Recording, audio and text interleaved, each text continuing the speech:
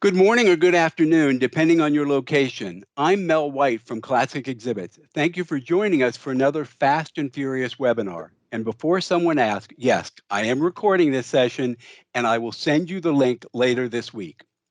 We are fortunate to have Tim Patterson, aka the Trade Show Guy, with us today.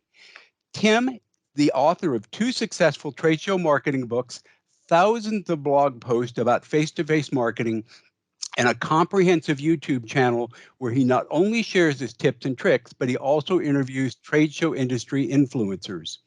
As you listen to Tim discuss his 50 trade show marketing tips, I encourage you to close your eyes just for a moment. Yep, Tim's also a former DJ, and he's got that beautiful and unmistakable radio voice. If it sounds like I'm a little jealous, well, I am. If you're ready, Tim, it's time to put the pedal to the metal. It's all yours, my friend. Okay, so we're just going to jump right in, and I'll just bring up the slide deck, as it were. Yep. All right, here we go.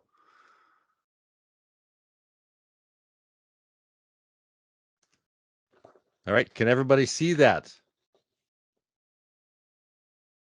Yep. 50 essential trade show tips in 50 minutes or less for every newbie or wannabe.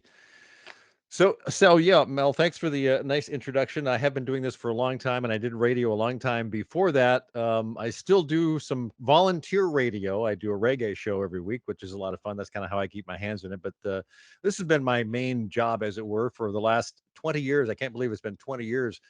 Back in April of 2002. And, I'll admit, when I got into trade show marketing, I was skeptical. I'd really never heard of it. I kind of stumbled into it. Radio changed a lot, mainly, but I knew nothing about it. But I was skeptical because I saw how much money people were spending on new booths. So I started talking to people, and brought my radio skills into the trade show world, and I started interviewing people. I would track down consultants and experts and exhibitors. I ended up talking to a couple of dozen people, and I would record their interviews and put them on our company website. This is before blogging actually became a thing. And a few years later, I decided I would start a blog, and the Trade Show Guy came around, an old radio friend of mine, knew I was in the trade show world. And he said, "Oh, so you're the trade show guy now." He just said, "That's where it came from." He said, "It used to be a radio guy, now you're a trade show guy." So that's kind of where it came. So the Trade Show Guy blog started in, I think, November of 2008. Now about 14 years old, contains hundreds of posts, actually over 1,000, many of which are lists of what to do in the trade show marketing world. I have published 2 books, as Mel mentioned, The Trade Show Success and Trade Show Superheroes and Exhibiting Zombies. Most of what's on today's webinar came from the blog and my second book. The second book is actually a compilation of lists. So it was easy to come up with stuff to talk about. And when he asked me to do 50 essential trade show tips in 50 minutes or less, I thought, well, how will I limit myself? Because I could do 100 or 200 or 500 and still have things to talk about. But I've kind of picked some topics that we'll focus on today, including budgeting, ways to justify the cost of a new exhibit to management and the boss. Also, a part of that is calculating your return on investment. Is the new exhibit worth the investment? Should you stick with your current exhibit house? Now, these are some internal things, some trade show tips that are more or less how to view it from inside your company. But then we get outside the company to the trade show floor. And prior to being there, with pre-show marketing, some trade show staffing tips, how to stand out in the crowd on the floor. And then, of course, very important, tracking your metrics. So what are you actually doing from show to show, and are you getting better or are you getting worse? And then we'll cap it off with a look at ROO, which is, of course, return on objective. So let's just jump right in with budgeting. I think the most important thing about budgeting is to plan ahead on as much as you possibly can. If you've got a show coming up in 6 months and you're looking at a new booth, you better start talking to an exhibit house right now. And you better start making plans to get your space if you haven't already done that. And as well as scheduling things like all the labor that's going to come along with that. Talk to your exhibit house months before work starts. This will save you money by submitting show paperwork and reserving spots and getting designs finalized before you have to pay rush fees. Even if you have a booth in place and you're not doing a new one and you've got to replace graphics and things, check with everybody to talk about timelines and how often you need or how far ahead of time you need to get your graphics designed and in place, and then talk to your graphic designer. How much time do they need? How busy are they? So all of these things are part of it because there's so many moving parts. I'll probably mention that more than once, but planning ahead is probably the most critical thing you can do if you're sort of new to the whole thing. And even if you haven't done a show for a few years because of the pandemic and you're just getting back to them, it's a good reminder that planning ahead is probably the most critical piece of work you can do. The second thing I think is read the rules and know what you can get away with at the show and what you can't. Know height restrictions, restrictions on inlines versus peninsulas versus islands. And if you're designing a new booth, make sure your designer knows those details too. I can remember a project several years ago where we got some information from the client about what the actual rules were for an island booth, and it turned out to be not as accurate as we would have liked. And once all was said and done, the designer said, had I known more specifics on it, I probably would have designed a different booth because of the height restrictions and things like that we had been told were not exactly what the rules said. And so reading the rules, I think, are very, very important. And every show's rules are slightly different from another show. Next thing, of course, is booking travel. And I think this kind of changes from year to year, and especially with how things have been affected during the pandemic. It used to be rule of thumb, I would book flights about 6 weeks ahead of time. I would book hotel as early as I could. And then I went to Airbnb, and, there's a lot of different things, but nonetheless, book your travel as far ahead of time as you possibly can. And the other question that goes along with this, I think, is how many people do you really need to take? Are you a big company that takes 15 or 20 people?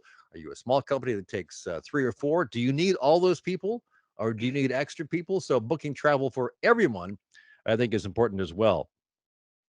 Another part of your overall shipping and traveling and thing is watching your shipping weight. This has happened more than once when I've had a client ship a crate that went to the show, Advanced Warehouse, went to the show floor. They opened it up and said, "Oh, we don't need this. There's something in here we're not setting up this year." And so they paid for shipping to get down there. They paid for material handling, and they're going to pay for shipping back home for something that they didn't really need. So that's part of what is critical about making sure you're taking only what is critical, because each show may have a different design or different configuration. You may have a slightly smaller thing, or you may change something in the show and not want to take those extra tables that you used to take. So on the other hand, if you do have extra space in those crates, and a lot of companies will build some compartments in there to put product in, sampling product or brochures or things like that, it's probably better to put those in the crates ahead of time instead of shipping them in separately, because then you're going to be paying extra for material handling for that as well. And we always advise people, if you have room, put some of that stuff into the crates. Another way to talk about budgeting is it worth renting an exhibit? Now, it's not always the best choice, but it's not always the worst choice either. So talk it over with your exhibit partners to find out how renting can save you money. I will admit, we could do and probably have done a whole hour on renting versus buying, and the kind of the rule of thumb that has been in the industry as long as I've been there is if you rent a booth 2 or 3 times, you've paid for it in retail pricing. Now, that's not always true, but you can also do some things like rent a couple of pieces, and you can buy a couple of pieces so that you can change things out. And there are, of course, arguments to renting and arguments to buying your own. But is it worth renting an exhibit? You might save your money, some money there when it comes to budgeting. Another way to look at budgeting is to say, hey, we want a new exhibit. Our old exhibit has seen, better days. We've had it for 8 or 10 years. It's time to get a new one. And now you got to justify that cost of a new exhibit to management or the boss. And so one of the first things to look at, I think, is know what your return on investment is. Calculating your trade show ROI is pretty straightforward, although there are a lot of moving parts again.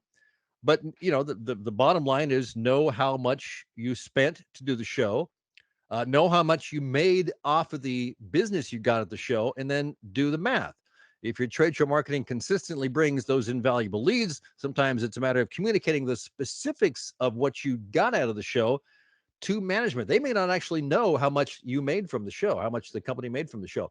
So basically, it's this calculation. You take revenue minus the investment in the show, and then divide that by the investment. That is your return on investment. So as an example, you could spend $100,000 on the show.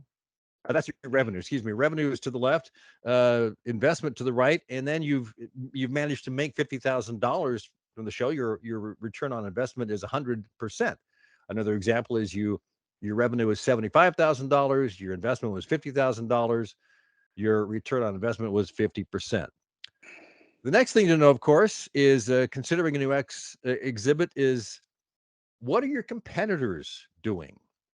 If your direct competitors are going with bigger, more elegant booths, they're going to make a bigger mark. Does that mean it's time for you to step up? If they're your direct competitor, maybe it is. Maybe that's something to consider. Because if you go to a show and the company that was, down the aisle from you a year or so ago that was growing into your space with whatever it is you do, all of a sudden they show up with a large island booth when they had an inline. They're doing something. They're sending a big signal to the market about how they're doing. So if your direct competitors are going with bigger, more elegant booths, should you do that? On the other hand, if some of them are downsizing, maybe it's a time for a refresh in that direction. Is a new exhibit really the right thing? You could also spend money elsewhere, booth staff training, or making sure your pre-show marketing or post-show follow-up are as good as they can be. If you are looking at the new booth, how long will you use it? It's a capital expenditure. It'll affect the next several years. Do you plan on using the exhibit for just a couple of years, 3 years, 5 years? I've seen some booths go for 10 years or more. I've actually seen booths go for 18 or 20 years before they decide it's time for a new one. But then you're amortizing the cost of that capital expenditure over all of those years. So how many shows are you getting out of it? How long will you be using that exhibit? Another piece of information to communicate to your management as you're trying to justify the cost of a new exhibit. Don't forget the cost of logistics and other additional costs. A newer booth, of course, will cost more to ship. It'll cost more to set up and dismantle. And of course, you'll need more staffers. So add all of that into the mix. The cost of the booth is not the only thing you're considering. And again, if you're deciding we need a newer booth, but it's going to be smaller, we just want it to be really a lot nicer and more functional, then the cost of those logistics might go down as well. And another way to look at this is a new exhibit worth the investment. A newer, larger exhibit is good, but only as long as it's designed to function properly. Does it have a meeting space, a demo space, the right messaging and graphic space, and so on? One of the first clients I had almost 20 years ago, they had a 20 by 30 booth, and they had a little area that was going to be, it was covered by a tarp, and it was going to be the client meeting space. And after the first show, they said, that's not what we really did there. That was actually more of a timeout space for all of our staff. We didn't meet with clients there more than once or twice. We can do that elsewhere. So they got rid of that and used it for more display and demo space. So function is critical to design when it comes to your booth. And whether it's worth the investment, make sure that the function is there and proper. And you don't really know what the function is going to be until you live in the booth. You can game it out, you can design it, you can look at traffic flow and all that. And the good designer will probably be very, very close to what it will be. But after you've lived in it for 3 days, 4 days at the show, you're going to get a much better feel for what's really going on there. A larger exhibit, as we mentioned, does send a signal to the marketplace. It tells the marketplace, your competitors, your clients, your prospects, your customers, that your company is strong and feels comfortable making the investment in their trade show marketing. The value of putting out that signal to current customers and clients and competitors cannot be overstated. So if you're looking to go big, people will notice, and that is also important. Once you've had the exhibit for a year or two, track your ROI, which we just talked about, because you've got a new exhibit, you've spent new money on it. So track your return on investment for that. And a new exhibit also tells your staff that trade show marketing is important. It's a big morale booster because it shows your trade show people that spent all this time on this, setting it up and taking it down, that, we want to really look good. We want you guys to look good. So a new exhibit tells your staff that you believe trade show marketing is a key important part of your marketing effort and you're willing to spend money on it. Now, as you're doing all this, going back and forth on possibly getting a new exhibit and whether it's worth the investment, another question to talk about is, should you stay with your current exhibit house? And there's a lot of things that may make you want to question this. Maybe you've worked with the same company for a couple of 3 years or 5 years, or in some cases, a lot longer. Is it worth sticking with them? Yes, you've got good relationships with them, but things always change. That's kind of the nature of the world. So, some things to consider. Number one, do you feel like you're being taken for granted? Did you start with an exhibit company, exhibit house that was pretty small, and then they've grown a lot, and you used to be one of the big customers, and now you're kind of like one of their smaller customers? So, are you feel like you're getting lost in the crowd? That's one thing to ask yourself. Are you being taken for granted? What about their creativity? Do all their designs kind of look and feel similar, or do they just bring stuff to the table that is different and really nice looking and works great in so many different ways? Also, has their fabrication capabilities stay the same, or have they grown as well? About management, has there been a change in management? If so, does the new management or the new owners view the company's longtime clients, such as yourself, as very valuable assets? Or are they looking to bring in a whole bunch of new clients and customers, and you're just kind of like, maybe not so important? Of course, if you are shopping around, I would suggest considering putting out an RFP, a request for proposal, and invite 4 or 5 qualified exhibit houses to respond. Again, this is a topic which we could go into in depth. I will talk about it just a little bit here, but a request for proposal used to be very common. I don't see them a whole lot more. I run across them now and then, and I think they are important, but they've got to be used properly from both ends because it costs money to respond to a request for proposal. The exhibit company's got to invest time, effort, energy, and if they're building a design on paper and 3D rendering and all that, that takes time as well. But they've got to also plug in all the answers to your questions about budget and all that stuff that goes along with that. So consider that the RFP is going to be an investment of time for whoever you ask to respond to. And not everybody will respond. In fact, in the last 5 or 6 years, I've heard people say, yeah, we don't respond to RFPs very often anymore, just because the amount of times we do invest in them, we don't get the project because there's so many other great exhibit houses out there. But it's worth considering putting together an RFP as you are looking for a new exhibit house. And relationships, of course, are critical. Have some of your key contacts moved on? Relationships are as important as capabilities. If you're suddenly handed off to someone else, you've got someone new that maybe doesn't know who you are or know about your company. That's also an important signal. So, some of the things to consider when it comes to sticking with or moving on to a different exhibit house. Now, let's talk about the trade show itself. A lot of things to talk about. But before you get there, what about pre show marketing? A lot of things we can do. And to get people aware of your appearance at the show, direct mail is always important, a letter or postcard. I always like to send out postcards or recommend that. I've done that before. Everyone reads a postcard. Almost every postcard gets read before it gets recycled. But people, if it's got important information on it, they'll save it. So, you can use your own house mailing list. Sometimes the show will rent you a list. But if you send out the information, send out specific details of what they'll find at the show in your booth, the show dates, times, locations, of course, what they'll expect, things like that. Email, of course, is a kind of a cheap version of that. But of course, email. How many emails do you get a day? I get dozens, sometimes in the hundreds, and end up deleting a lot of them. But it's very easy. You can send out the same information. But I would also recommend, if you're really wanting people to be aware of your show, make sure you add a link to maybe a short blog post about the show in your email signature file. And this is good for salespeople that are always interacting with clients and customers and prospects. Put that information in your salespeople. It's kind of a quiet reminder that, yeah, we're going to be at a show. If you have a company newsletter, it's a great place to tell readers about your upcoming show appearance. Now, I would say that a lot of email newsletters from bigger companies, that might be the wrong target for that, the wrong market for that. They're more public facing. They're more about products and things like that. So they may not even care or know that you're going to a trade show. But if it's a smaller list, it's more focused on your clients and customers that would go to the show, then that would be the place to put that information.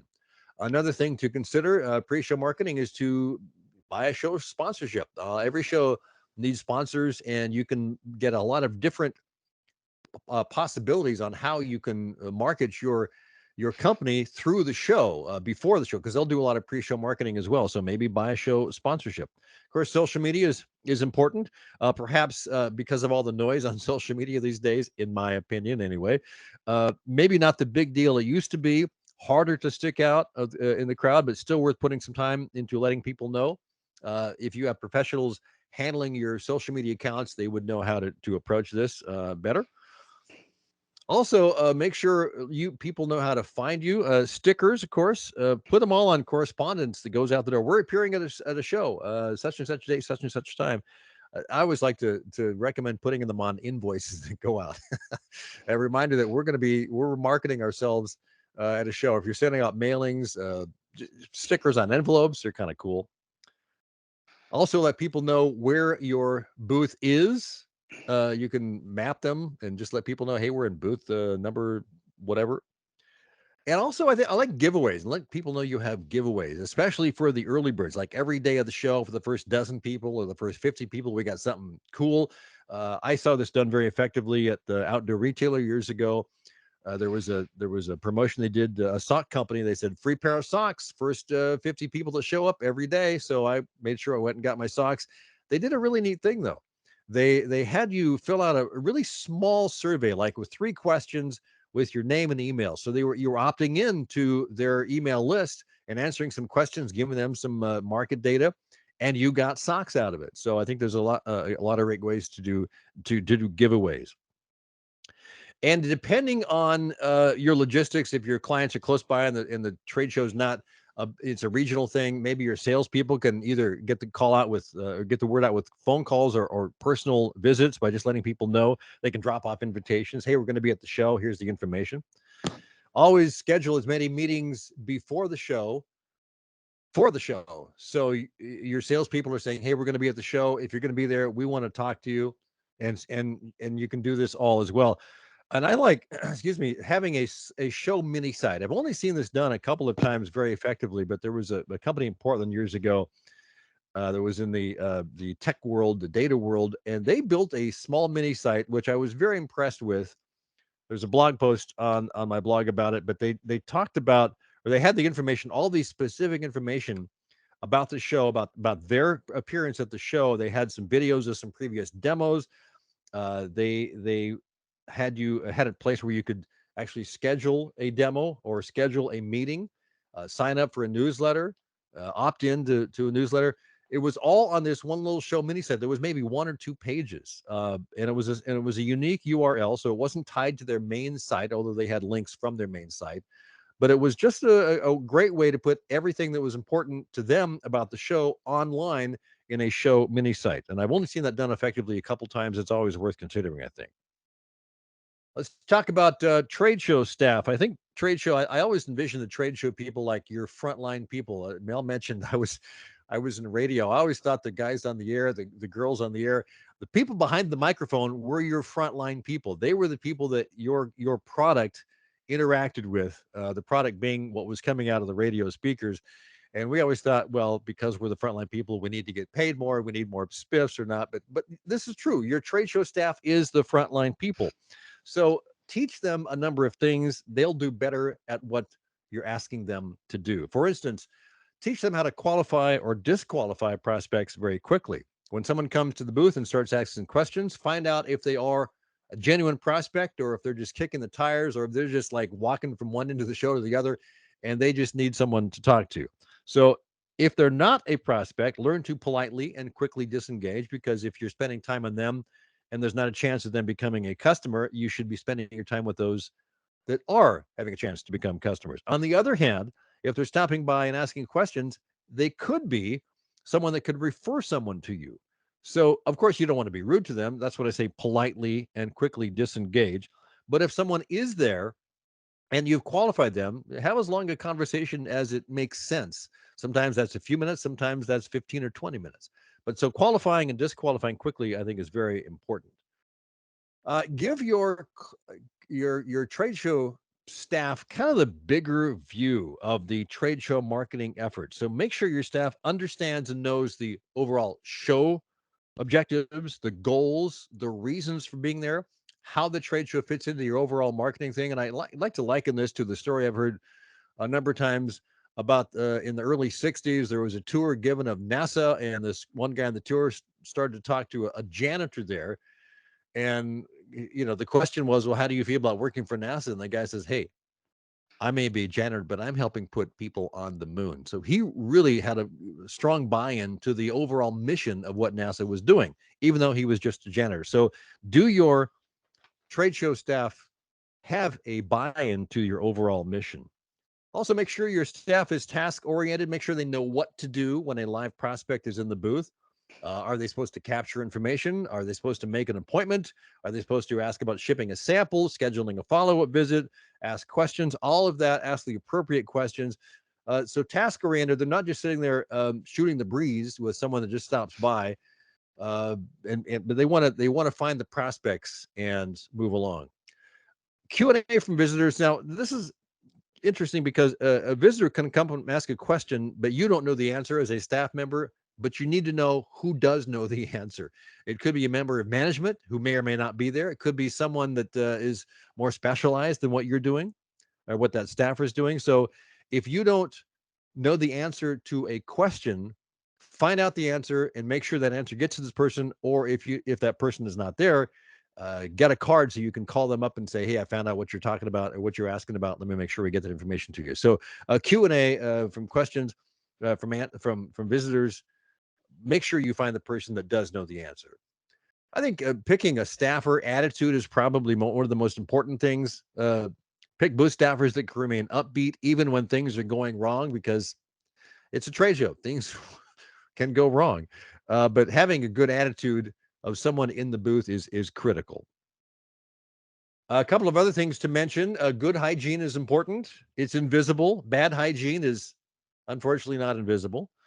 And in all the years that I've been in trade show marketing and consulting and seeing surveys on what is important and what are big no-nos in the booth, the biggest no-no, number one, is don't eat in the booth. Yes, I know I've been to lots of food shows, and yes, people eat on the floor all the time. But if you're working a show and you're in the booth, probably don't want to be eating that sandwich back there, because people will just walk by. They just don't want to bother people that are eating. So don't eat in the booth. That's one of my favorite pet peeves. What about standing out in the crowd as you're in the show? How do you get people to actually come to your booth? This is probably the most important thing. Well, I think one thing is to have something fun to do in your booth. All the better if it relates to your product or company. And I've seen things like ring toss, spin wheel, mini golf, etc. Lots of different things.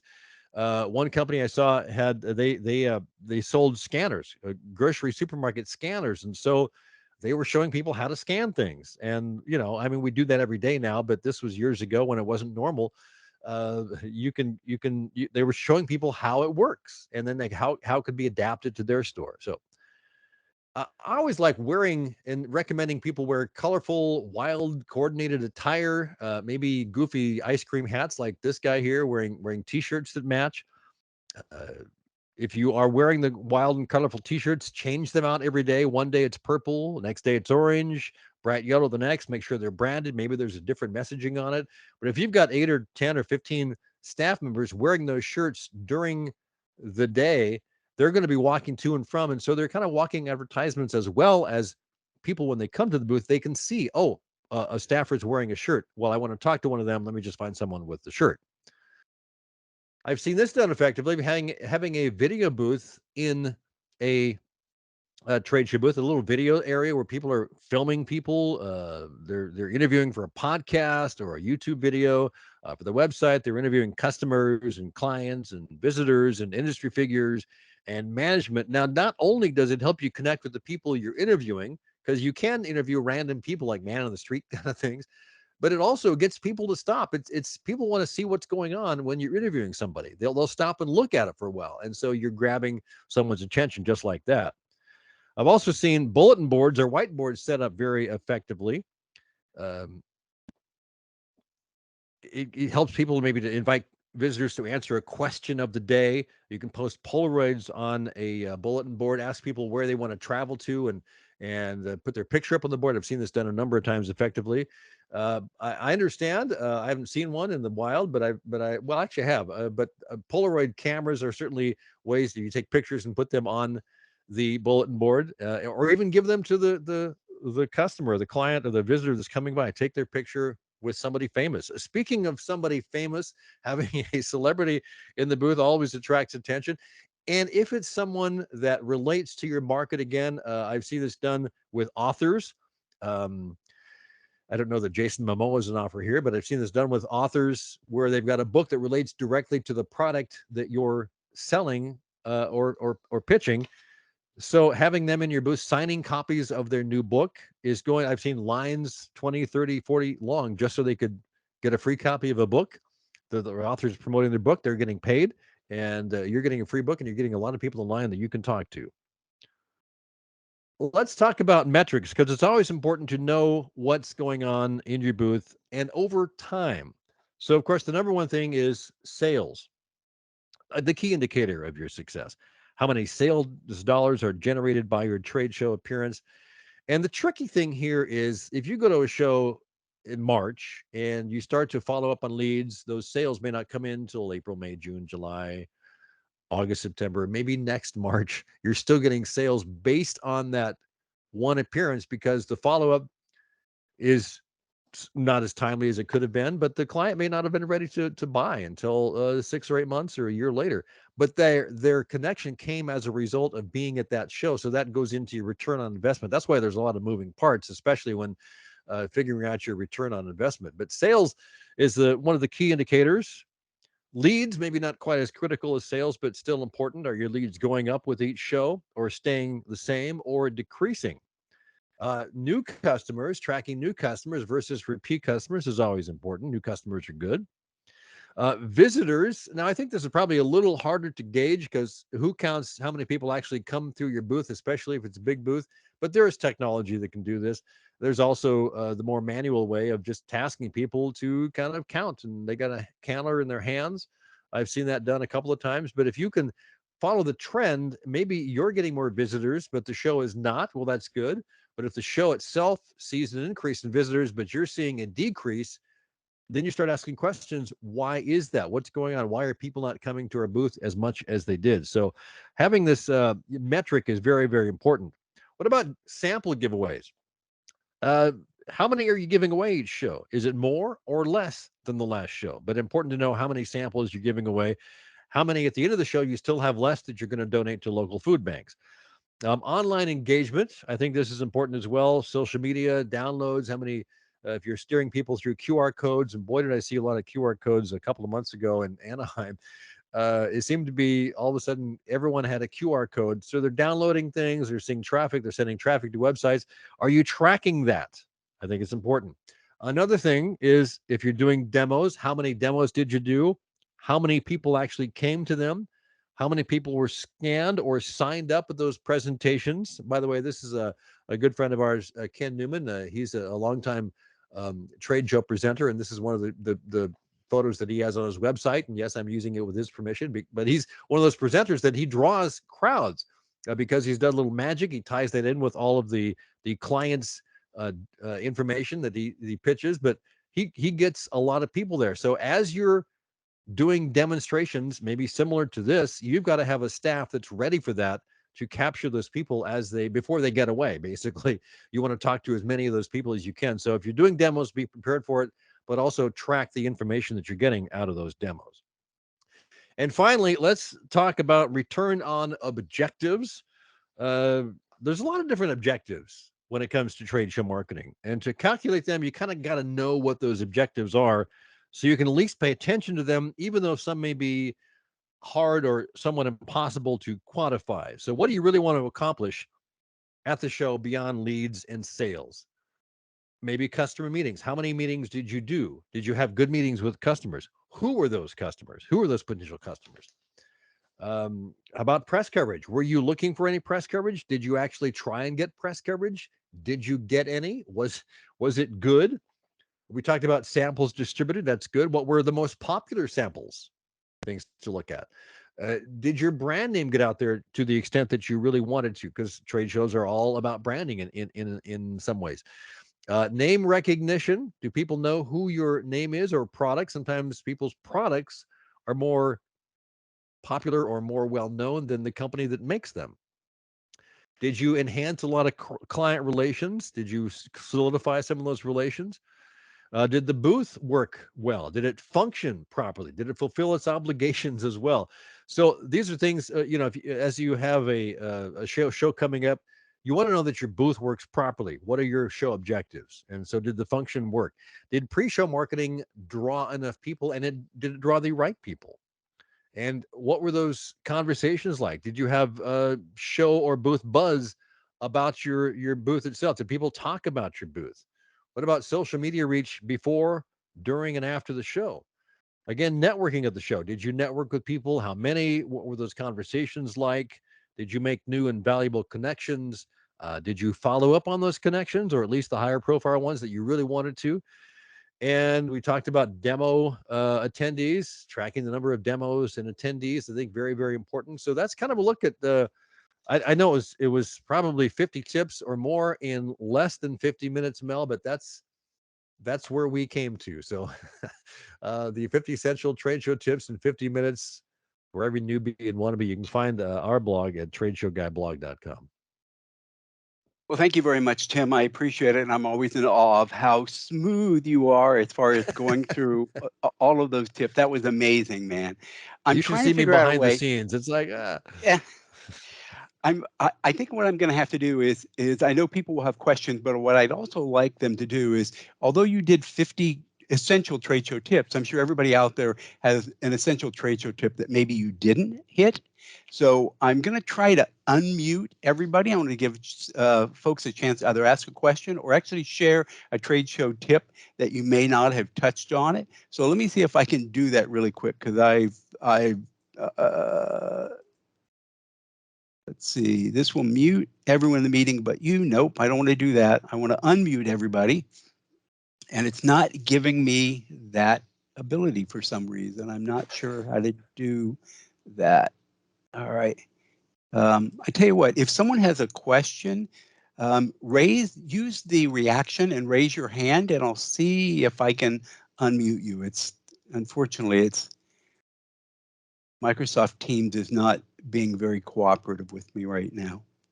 But while I'm looking at it, I do have a question for you, Tim. The two things that you brought up that I thought was really interesting is the ones that I thought were really important was the trade show marketing and the bigger view. I think those, when you go through that whole list, it seems like those are the two missteps that most exhibitors make, is they leave the pre-show marketing to the show management, and they think they just have to show up. And the other part is no one really explains to the folks who are manning the booth really what they're for, what the goals are, what they're trying to achieve at that show. So can you talk about, I know you talked about it, can you talk about it a little bit more? Because I know certainly one of your larger clients does a great job of that. Yeah, I think that is important, and I've thought about this over the years, and I think some companies don't really think about it in the same way. They may think, oh well, we got to have some people there that know what they're doing, but I think the bigger picture is probably the more difficult thing. And it might be because they don't really know how to communicate that bigger picture. It's just kind of like compartmentalized all the way down the chain from management down to the people on the front line. So they just got to go in and do what we tell them to do, and then that's that. But I think if you can communicate to them what you're really trying to accomplish, it might be this year our goal is to do blank, and we need to tell them that, and you're an important part of that, and here's why. It does build morale, and also it helps them understand what's really going on. I think that is very critical to that. All right, thanks, Tim. Hey, Tom, I see that you were able to unmute yourself. So maybe you're able to unmute yourself out there. Tom, did you have a question or a comment? No, I really didn't have a question, but I could think of something to ask you real quick because it popped in my brain from a previous company I'd worked for. What is the difference in your mind of working with a company that's selling a product versus selling a service? And a service not related to software that you can put screens up and do demos of programs or software. So it's strictly a service. Is there a difference for you in that, in your mind? Well, I think there is a difference, and I think really when you start to kind of piece that, you pull that apart, and I think it begins with conversations as you're putting the booth together, or if you're involved in that after they've got a booth. What are they trying to accomplish? What are their goals? How do they do it? What's worked in the past? What hasn't worked in the past? And they probably know a lot more about it than what I would know, or what an exhibit house would know. But also, an exhibit house can and come to them and say, have you tried this? This has worked for past clients. And so I think the sharing of knowledge and just the communication between what has worked in the past, what doesn't work, what hasn't worked, and just kind of working your way through that as best as possible. And it's just an ongoing conversation. To me, trade show marketing is, we'll try this year, and if it doesn't work as well as we wanted to, we'll try and figure out why and do better next year. It's just an ongoing process. The show that you're going to, you may spend a lot of money on it and put a lot of people on the line, but again, that's only one piece of the overall all puzzle. And next year it's going to be different. Things will change, and so what works this year may not work next year. That's kind of how I look at the whole process, is as an ongoing, evolving change. Hey, hey, Don, do you have a comment or a question? I actually do have a question. Thanks for noticing, Mal. Tim, Don Jalbert, and I'm with Exhibit Associates. We're an exhibit house. And the question I have is, you talk about all the moving pieces, and I'll go right to the two words nobody really wants to hear: forced freight. Forced And freight? yes. And how do you, when you're talking to, how do you, what's your opinion on how to prep the customer for everything that can possibly go wrong in a trade show, force freight being one of them? I mean, Yeah. it is, you don't, there's a lot of upsides to trade shows. Obviously, everybody here on this Teams meeting believes in that. But force freight, I'm just using that as one example. There are other things, missing crates, missing skids. But how do you recommend having that discussion? Boy, that's yeah, you're probably opening up a can of worms with that one. I've worked with clients that have been very, very experienced at trade show marketing, so they're kind of like, they know what to expect. When things go wrong, things go wrong. And there are others who are new to it. In fact, I had a client, we did a pretty big booth with them this year, and the guy that I ended up being my main contact was new to everything. He'd never done this before, and so he kind of depended on me to help steer him through all of this stuff. And so whenever something came up that maybe wasn't within the norm, that wasn't working as well as we wanted it to, he had to roll with the flow, and he just kind of had to depend on me and the team that we had put together to make it happen. And at the end of the day, their booth worked out great. Everything was great. They had some extra costs that they hadn't anticipated, but they were willing to go with it, and they were very happy with the end result. And so I guess my response is, focus on the end result. What do you really get out of this? Things happen you can't control, and if you can't control it, you can't control it. So, and you touch on a point that is, I think, critical right now. Is we're dealing with a lot of new people in the industry on the client side, so that's why we're having those new discussions, and some of them just are, let's just say, we can do better at Exhibit Associates in explaining that. So thanks. yeah, and in preparing them for things may happen. There's always a bump in the road. We'll do our best, but there's things beyond our control.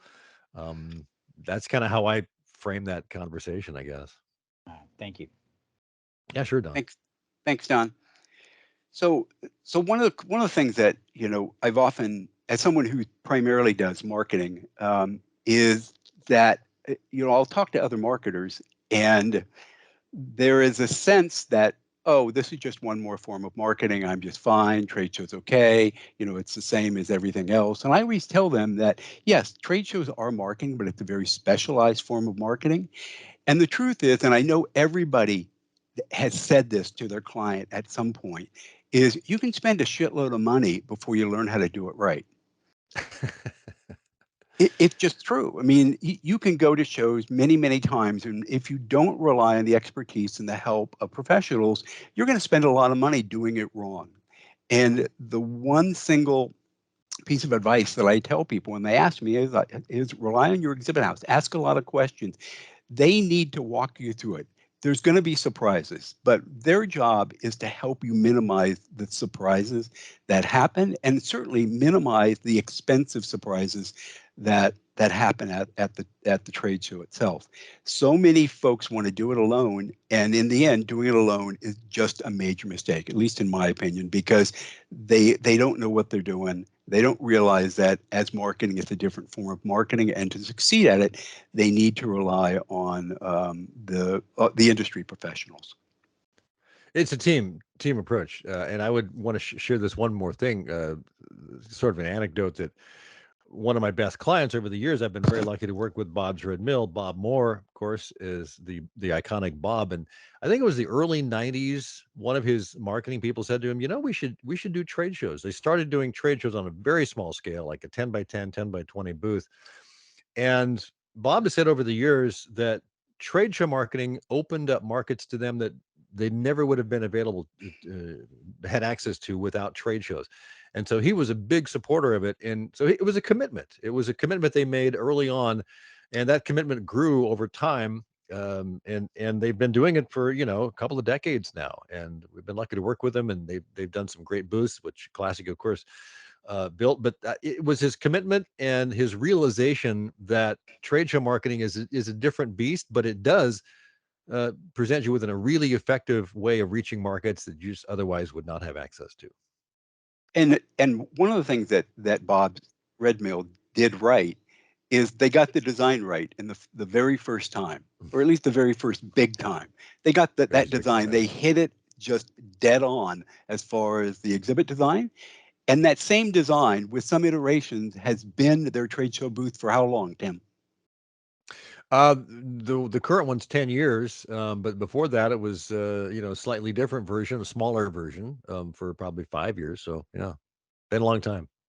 Yeah, no, I mean, unfortunately for you and I, that doesn't mean a new exhibit build every single year, but that booth just does not age. It still looks new and it still looks great every single year because they were smart about really spending money on design, a professional designer right from the get-go.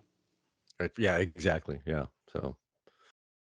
All right. If there are no more questions out there, I want to thank Tim again for your time today. I really appreciate it. You went through the 50, just like I knew you would do it, smoothly and on target. If anybody has any questions for Tim and want to reach out to Tim, how do they contact you?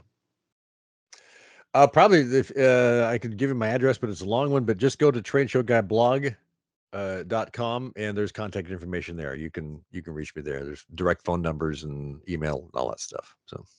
All right. Just to remind everyone, this webinar was recorded. I will send you a link to the recording once I upload it to YouTube. Feel free to share it to anyone in your organization or outside your organization who's looking for some free advice on the 50 key trade show marketing tips. All right. Thanks, everyone. I really appreciate you attending. Bye-bye. Thanks, Mel.